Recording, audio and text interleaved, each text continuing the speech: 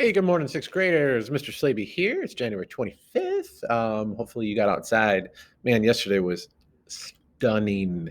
Sun was out. It's about 19 degrees, so the snow wasn't slushy. It wasn't super packy, but God, it was a beautiful day. I hope you got out. All right, so today we are going to just want you to know we're going to do our share out on our art on Thursday and Friday. Some of you have your art in, some of you don't, but we'll do a little share out on Thursday and Friday for that. Today's going to be two parts, so there's going to be two videos today, all right? This is number one, and it will end, and then you'll go back and watch another one. Part one will be about grammar concepts. We're going to talk about nouns and verbs today, which should be review for some and for others not. Then I'm going to say goodbye, and then we're going to come back and do part two, which is kind of the start of Kwame Alexander's crossover, and we're going to do a little work there. So let's dive right in. So here's the lesson. So follow along and pay attention because this is stuff you got to learn. All right, first things first. I want you to get out your notebooks, and I want you to go here to your mini lessons, okay? This is where we're going to take notes today. Now, I don't want you to necessarily write down everything, but I do want you to write at the top of the page grammar concepts, number one, nouns and verbs. Write that on your notes because you got to know what's going on here. And the thing I want you to write down here is this. Noun equals person, place, or thing. Okay? Now, I think you've heard that. It's up to you how many of these examples you need, but I'm going to give you them because a noun is in a sentence. And the whole point of this is that you cannot have a sentence in the English language and in most Latin-based languages without a noun and a verb. You have a thing and you have the thing doing something. If they are not together in the same sentence, you do not have a sentence. And if you have too many of them, you have what's called a run-on. So we have the problems of, they're called fragments. There's not a noun and a verb. Or a run-on, which is I have too many nouns and verbs. I don't have any periods. So back to nouns, person, place, or thing, right?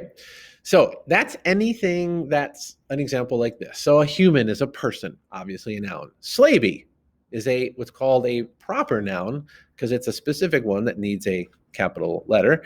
That's a person, all right? But then we have like places, like Delaware is a state, capital D. It's a proper noun. It's a very specific one that requires a capital letter.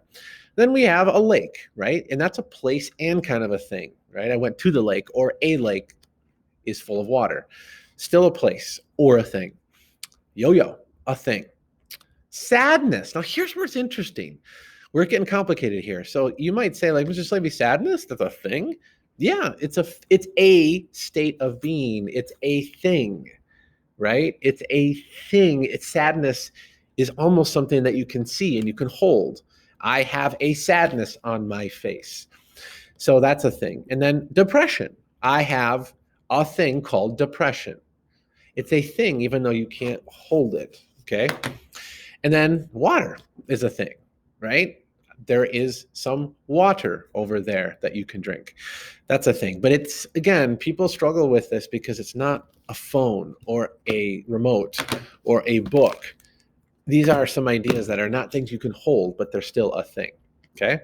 Now, we also have what are called pronouns, okay? So it's a version of a noun, but it's not specific. So it's still a person, place, or thing, but it's not specific. For instance, when I say him or he, it's a person I'm referring to, but there's no name there. Same thing with them, right? And I could be now, what's weird is them used to be plural, like many people, but now it could be one person.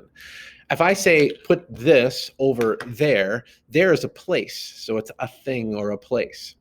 Here is a place. Now that, hey, can you hand me that, is now a pronoun for the mask. It stands in for that mask. It's not specific. Just hand me that thing. It does the same deal. And this, hey, have you ever seen this film? So that's what we're doing here, is that pronouns do the same work as nouns. If they're in a sentence, so I say like, that human is very nice, that's obviously a noun. If I say, he is very nice, I still said the same thing. So there's still a noun there. Okay, that's nouns. Now let's move over to verbs. Now these are action words, or what the noun is doing, or what state of being is the noun. Or actually in what state of being is the noun. So here's where things get a little dicey. It's easy to say action, right? Ran. Ran is action. Sprinted, same thing. I kneeled. You can see me kneel. That's an action. Now, said is also an action, kind of, because I'm talking, but it really is more like what the noun is doing. He said, they said, the phone said. Wore, now you might say, like, I am not like, there's not an action to wearing the sweatshirt, but it's what I'm doing. I wore the sweatshirt today. I, noun, wore, verb. Now, here's where things get really interesting. Is sad. Up here, sadness was a thing. Down here, to be sad or is sad is a state of being. This is what I am doing. I am sad. So I, noun, am sad is what I'm doing. I'm being sad. Was, state of being as well. I was sad yesterday. Okay? Or I was there yesterday. I, noun, was, state of being, there. That's the place that I was at. That's a noun. And then we have like what are called verb phrases, like we're thinking, right? We were thinking. You can't say we were, it's we were thinking. So sometimes a verb is not just one word, and that's where we get into what's called helping verbs.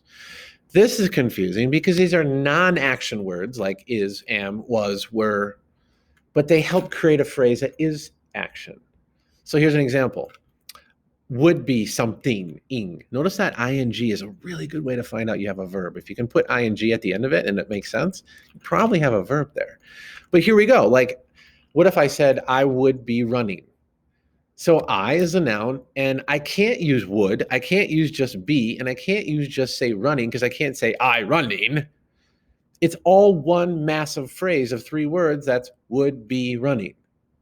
They help make the phrase. That's why they're called helping verbs. Or is running, or should run.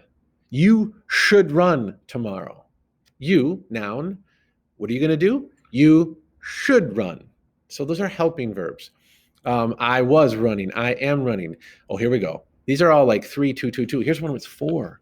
I would have been running yesterday. So there's 4 words that all have to be there to make a verb phrase. And then will be running and we're running. So here we go. Again, verbs here, they're not just one word. It's easy to say I ran, noun, verb, but you can make sentences that use helping verbs. I would have been running at this point yesterday. That's 4 words for one verb phrase. Okay, and that's how this happens. So to make a sentence, you need a noun and a verb. Nouns are red, verbs are blue. I am. I exist in a state. That's the shortest sentence in the English language. It's 3 letters, but it has a noun, I, and am. I exist. I am. All right, now let's add another noun. I am here. So here we have a sentence with 2 nouns, right? I have a noun, a verb, I am, I exist. That's state of being. And here. Right here, this place, this is a noun, this is a place. Here's another one, I am playing here. So now we have 4 words. We have I as a noun, am playing is one of those verb phrases. Am is a helping verb and playing is connected to it as an action. Here, right here. So we have noun plus verb place plus noun. All right, let's add some more. I am playing the piano over here. Now we're getting into other stuff here, so we don't have to talk about it, but notice, I have 1, 2, 3, 4, 5, 6, 7 words, and I still have I am playing, which is a noun and a verb. At least I have that, okay? And lastly, I'm going to add a couple more words. I am playing the piano over here, and you are watching. I have a compound sentence here, meaning I have really 2 sentences smushed together. I am playing. I is a noun. Am playing is the verb phrase, so I have a noun verb there. Okay, that's a sentence. And then I have a comma. And then we have what's called a conjunction. It's a linker. It's like if you look at train cars, it's the thing that connects cars. You are watching. I have a second sentence. You are watching. And I could do this. Could have put a period there and do this. Watch this.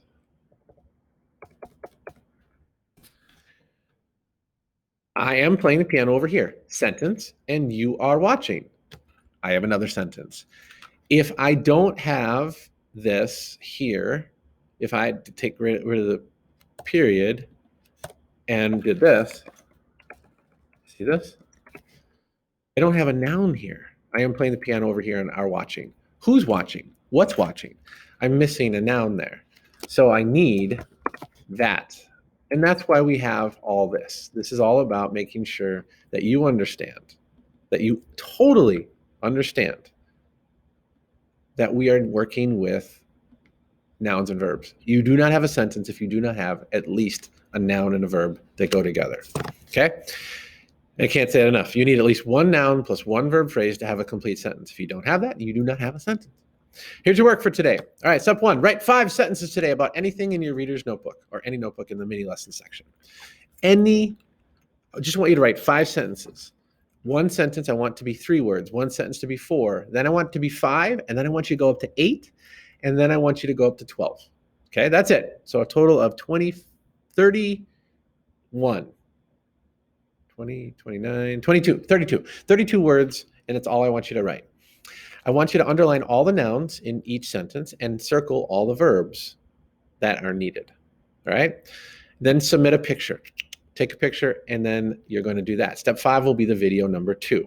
Okay? Here's an example. If I did number 1, I could write a 3-word sentence like this. I am here. I circle am because it's a verb, but underlined I and here because they're nouns. Here's another one, same 3-letter sentence, but I got a little different situation. Okay, I is the noun, but I have one of those verb phrases. Lost is not a thing. I don't have a lost. I can't go find you a lost and give you that. I can't pick up a lost. Am lost is a verb phrase. So that's how I do that. Okay, so that is the end of the video number 1. That's a discussion. I want you to take a picture of your work and submit it there. All right, now time to watch video number 2 after you do this work.